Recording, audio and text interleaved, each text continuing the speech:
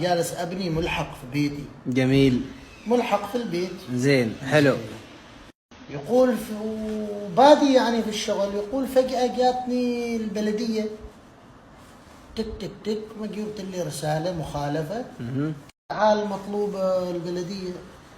خيب حال مو صرت يقول أنا البلدية. يوم صرت البلدية قال عندك إباحة بناء أنت جالس تبني، يقول داخل ملحق. كيف جالس تبني ملحق أو مطبخ أو غرفة أو حوش شيء مهما يكون من الأشياء. انزين. قال أول شيء أنا أسألكم سؤال. انزين، أول شيء أنا أسألكم سؤال، من كيف عرفتوا أنتوا أن أنا ابني جالس؟ قال بس احنا عرفنا.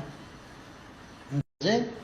وقال انزين انتوا عرفتوا انا عندي إباحة بناء صغرى، عندي اوراقي كلها راوى، يقول راويتهم الاوراق وهذا خلاص سكتوا.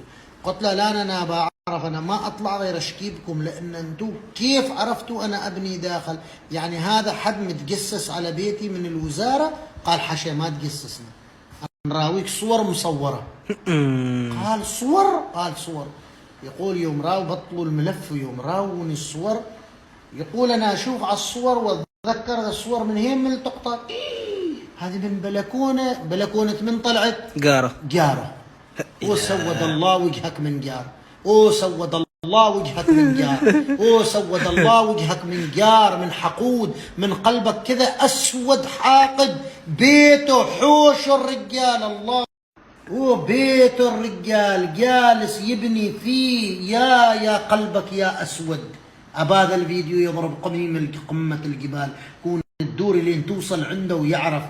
جزاك الله ان شاء الله من رب العالمين يجي. كان الله دعاوي نص الليل. ما لما دعاه، هذا عدو، هذا ما جار. عن ابوه جار ولو جار عليك. رجال يبني ببيته صاير انت تشاكي.